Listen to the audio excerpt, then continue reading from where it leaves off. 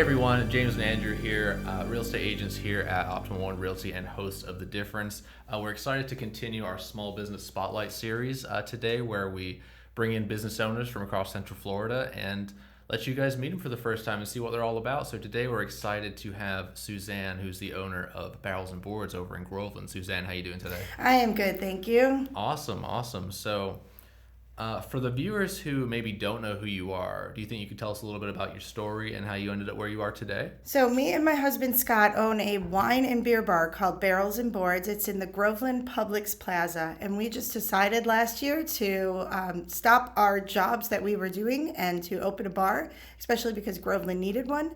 And we decided that that was a perfect location out there, and we enjoy wine and beer, especially craft beer, so that's why we decided to open it. Awesome. So what made you choose Groveland as your spot? I have lived in Groveland for 22 years, so that's a long time to have to keep driving over to Claremont to go out or go to a bar, and we just decided we needed something for Mascot and Groveland residents out that way instead of driving all the way to Claremont. Yeah, I mean, I've lived there for the last 3 or 4 years now, and the thing that Groveland's really lacked is kind of a nightlife place, and I think you guys have done a really good job with so far, bringing everybody in and making it fun, most nights of the week. So thank you. Yes, we have a lot of nightlife going on there. We have live music, karaoke, trivia, bingo, and we have painting events, and we just have some regular events, regular nights where people could just come hang out at the bar. Awesome. Yeah, so tell us, what's the hardest part about running a bar? The hardest part is... the hardest part about running a bar would be just to make sure we get what people want. Sometimes we might have one product and people really like it and then you can't get it again, and just finding replacements and just keeping up with what's the latest trends in craft beer. Exactly, because I was going to say, I don't think I've ever had the same thing twice at your place. So how often do you try to change up your selection? So we have about 40 to 50 different beers and also 40 to 50 different types of wine there. And the beer, we get a few new ones every week. And we just got a major turnover last week, and we have about 15 new ones on the menu there. But so from the original start of when we opened, we probably only have a handful of the same beer. That's how often we change it. And the wine, we don't change as much, but we definitely still get some new wines in. Cool. Yeah, that makes sense. And correct me if I'm wrong, I know the name Barrels and Boards probably comes from wine barrels and charcuterie boards. Is that right? Correct, yes. Okay. What was your idea behind serving food on charcuterie boards instead of typical bar food? Because the meats and cheeses and fruits and kind of picking at it without a fork, it kind of goes nicely with the atmosphere of the wine and the beer when you're just hanging around for some entertainment. And the barrel part of it is not just the wine barrels, it's also all of our beers and wines that are aged in barrel aged. Okay. So we have bourbon barrel, rum barrel, whiskey barrel. We have all those barrel aged wines and beers to choose from. That's one cool thing about Barrels and Boards is, and I think it all matches up really nicely because you guys do wine flights where you don't see that too often, but it's cool too, because when I think of meats and cheeses on a charcuterie board, it's always good to have wine to accompany that. So I think it's a really cool idea that you do all of that together rather than just your typical burger and fries, Yes, most places I've been to have beer flights, but I have not seen any wine flights in the local area, so we wanted to make that unique. They're 2.5 ounce pours, and you could choose any 4 wines that you want on the entire menu. So instead of committing to a glass or a whole bottle, you can just try 4 different ones out. I know you probably get this a lot, when some people come in looking for wine, they'll say, I'm only a red wine person or a white wine person. Do you recommend the flights to try to help people branch out to try something new?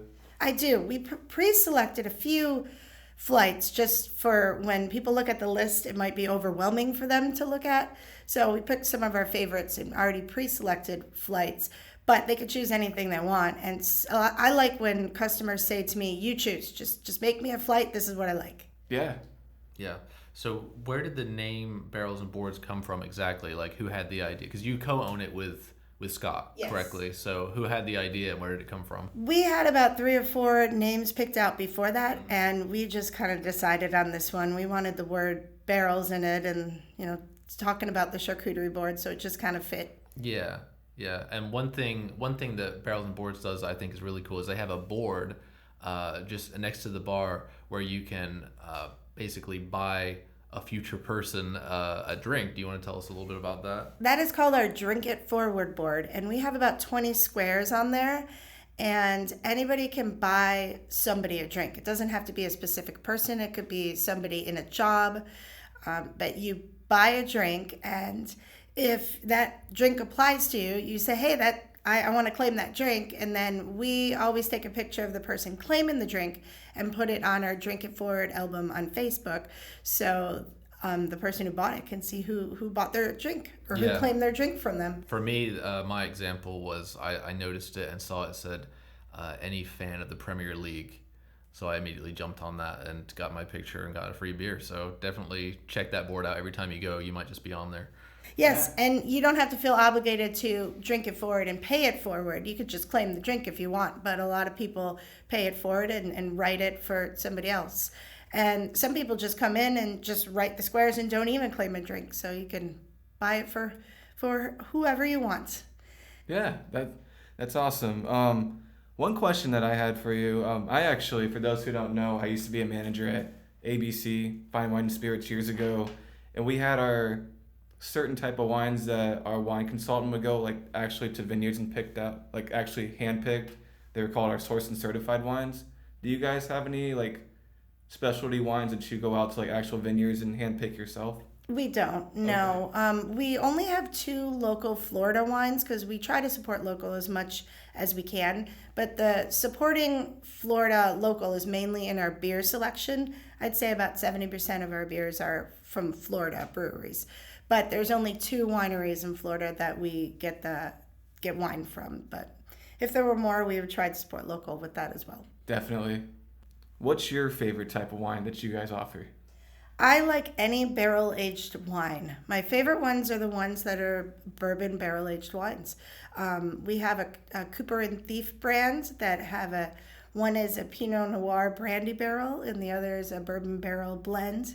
And those 2 are my favorite, and they're their highest quality wines that we have. But we have a few more that are in that same category. But when I choose to have a glass myself, it's going to be a barrel-aged wine. Nice. Red one. Those are always got a good smoky flavor to them from the barrels. Yeah, those are really good. Does that happen with wine? You get a smoky flavor? Yeah. Mm-hmm. He's better at alcohol than I am. Yeah, I hope that's not saying much.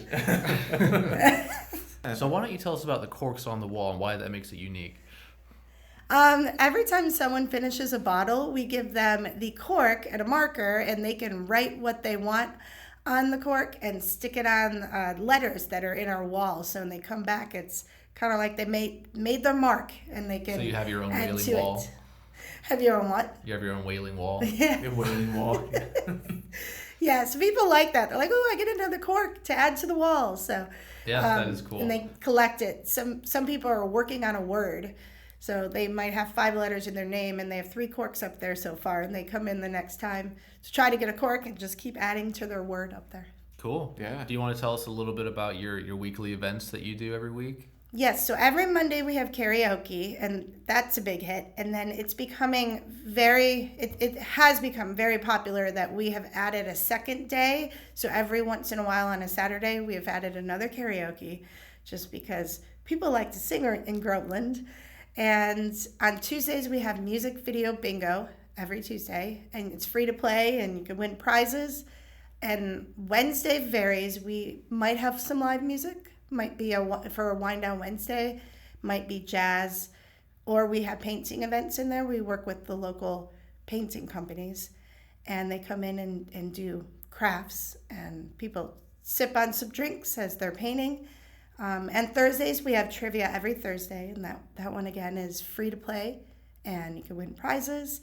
And we have live music every Friday, and on Saturdays, we have live music or karaoke. Do you typically have the same roster of musicians that come in, or are you always looking for new people? We have quite a bit, so a lot of them we repeat the same ones sometimes. Yes. Yeah, well, if they're good, they're good. So, Yeah. don't you have a magician? Yes. Oh, yeah, He's does he still coming show up? on the 24th. He'll be here. Yes, we have a magician that comes, and he just after the live music, he puts on a little show and amazes people with He his amazes magic them. tricks. He amazes the people of Groveland. He amazes them. So to wrap it up, I mean, where would you like to see yourself and your business 5 years from now? Well, there's been multiple times we think that we're already outgrowing our place because it got so busy in there, but we're there for a few more years, and maybe one day in 5 years we'll expand to a bigger place that could have more dartboards and pool tables in, so but keep the same concept. Because one thing that would be cool, as both Andrew and I are musicians, and we've noticed that one thing that Claremont, Groveland, and Mascot are completely missing is an actual music venue with a stage. Is that something you would like to look into possibly in the future? That could be definitely a possibility. Yeah, because there's just nothing here anymore. But hopefully, somebody can figure that out at some point. Yes, but there are nights you come in there and listen to music, and it sounds really good. Just depends the volume and Exactly. what kind of music is playing. Right. And what is one thing you wish you had known before starting this business?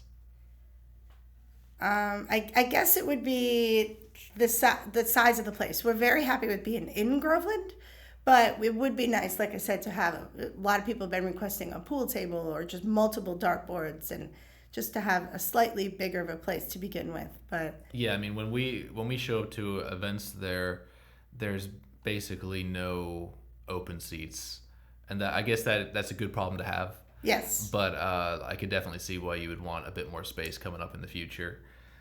So for the last question, what advice would you give somebody who's thinking about starting their own business at this time? I would say to just think it through and make sure that you are exactly where you want to be and have the crowd where you want to be. Luckily, we did that. We're out where we're attracting the Mascot and Groveland crowd, but also the Claremont crowd because it's not far into Groveland. And I think it would be just to make sure you have the right employees working for you and just the right location, and you have the right events lined up and know what people want. And the people in this town want karaoke and trivia. Yeah. It's And true. know your product. And her product is karaoke and trivia. No, her product is honestly creating a great atmosphere to enjoy some good drinks and food, and we really appreciate you having you in Groveland, so because it's really needed. Thank you. And we're open Monday through Thursday from 11 o'clock to 10 p.m. And Fridays and Saturdays we're open 11 a.m. to midnight. And on Sundays we're open noon to 8. So you're open every day. Yes, we're open every day. Sundays we never have any entertainment because if some people are just looking to get out just for a regular bar atmosphere, it's always a quiet day at the bar on a Sunday. Gotcha. Do you want to just quickly plug your social medias? Sure, you can follow us on Facebook, Barrels and Boards. I keep up with all the events there. So the event tab there has everything listed as far out as it can go. And great way to find what you want to do is to just say you're interested in that or going to that so you get a reminder of that event coming up. But our main source of social media is Facebook. But we are on Instagram as well. Barrels and Boards, Florida. Awesome. Well, Suzanne, we really appreciate you coming here today. It was great to see you again and to learn a little bit more about your business. And from me and Andrew, we will see you guys next time. See you next time.